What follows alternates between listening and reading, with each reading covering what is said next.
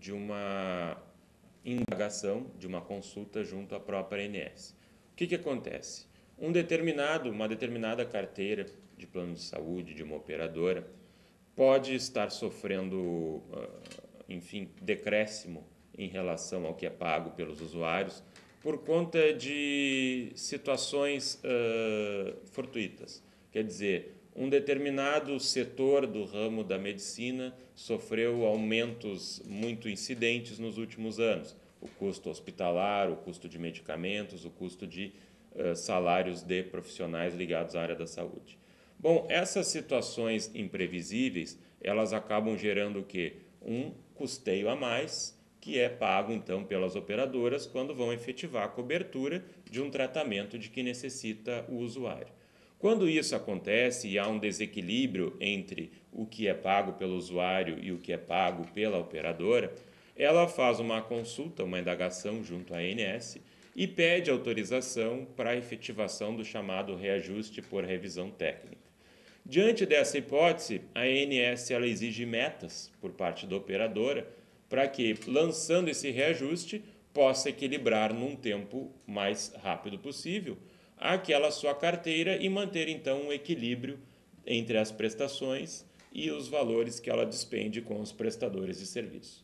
Só que o que acontece? Quando nós temos autorização de um reajuste por revisão técnica, a operadora ela deve dar opções aos usuários. Opções no seguinte sentido: ou aumentaremos a prestação do seu plano para conseguir fazer frente aos valores dos prestadores de serviço que foram repentinamente elevados, ou algumas situações não serão cobertas durante um período, tendo em vista que o custo dessa está extremamente elevado.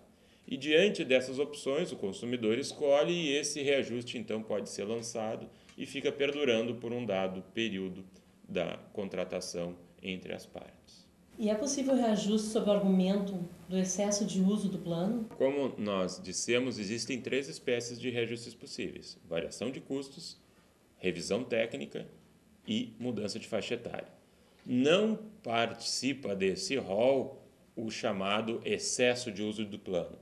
Por quê?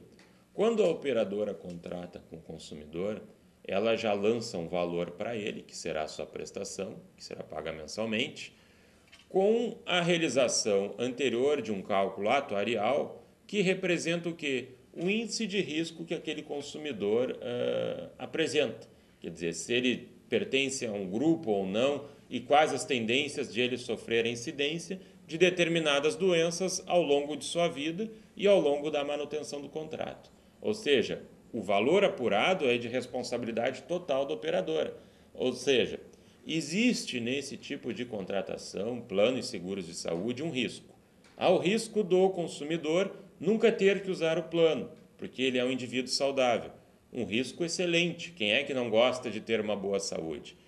Mas há também o risco da operadora de ter que arcar com custos de um consumidor que, ao longo de sua vida, apresenta uma hipótese de incidência muito grande acerca de doenças variadas. É risco do consumidor pagar e não usar, mas aí o plano de saúde tem aquele paradoxo. É algo que se paga, mas que não se quer usar, porque usar representa ficar doente. E para a operadora de planos de saúde, há o benefício de ganhar valores desse consumidor saudável, mas há também o risco de, eventualmente, uma patologia mais grave, demandar um custeio maior e ela ter que cobrir, então, o tratamento do seu usuário. E o que acontece? Não se pode usar esse argumento do uso excessivo do plano, porque senão estaria fazendo um plano, um contrato de plano de saúde com alguém, dizendo, olha, você só pode ficar doente 1, 2, 3 vezes ao ano. E mesmo assim você só pode ficar doente acerca de determinadas patologias. Assim, o reajuste sob o argumento do excesso de uso de plano, ele representa um desequilíbrio ilegal frente ao consumidor. E, na verdade, não se tem como acompanhar efetivamente se o plano está sendo excessivamente usado e quanto que o operador está despendendo para o tratamento daquele consumidor.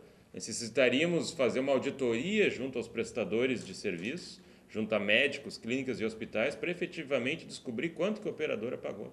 E ainda assim, eu diria, o risco do cálculo atuarial equivocado é do operador e não do consumidor.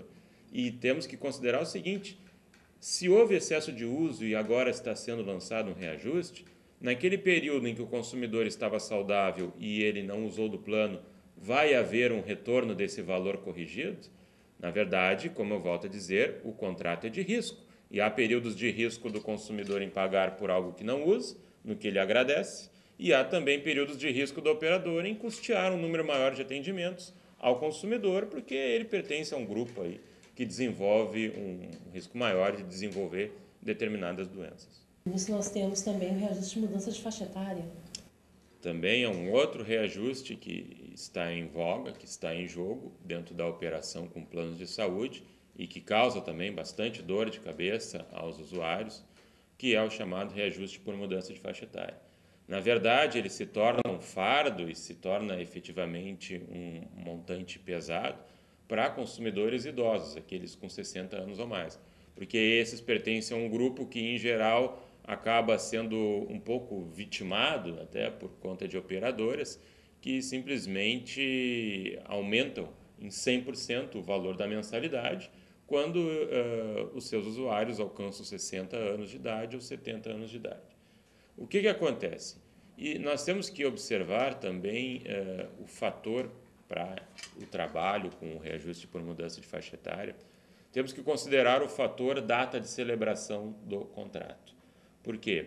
Porque antes da lei dos planos de saúde, nós tínhamos, na verdade, nós não tínhamos um regramento e ficávamos na dependência do que estava disciplinado, do que estava dito no contrato assinado.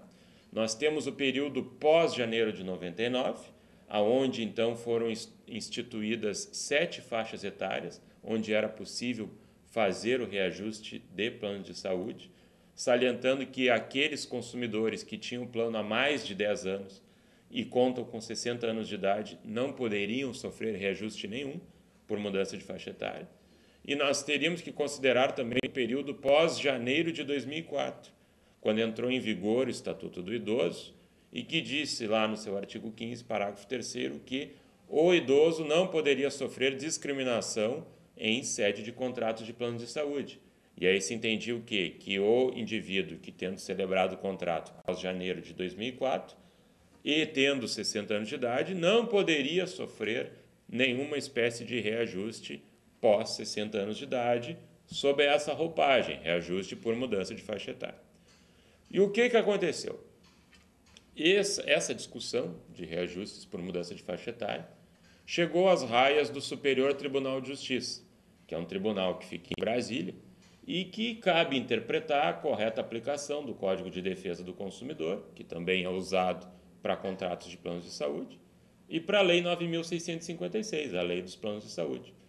E o que o STJ, o Superior Tribunal de Justiça, tem entendido? Que depois da vigência do Estatuto do Idoso, janeiro de 2004, não importa a época de celebração do contrato, não importa se é antes da Lei de Planos de Saúde, se é depois ou quando foi ajustado. O que realmente é relevante é o fato de um indivíduo com 60 anos de idade, na visão do STJ, Superior Tribunal de Justiça, não poder sofrer mais nenhuma espécie de reajuste sob o argumento mudança de faixa etária. Hoje nós temos aqui no Rio Grande do Sul uma divergência nesse sentido. E aí minha sugestão para que a discussão seja mantida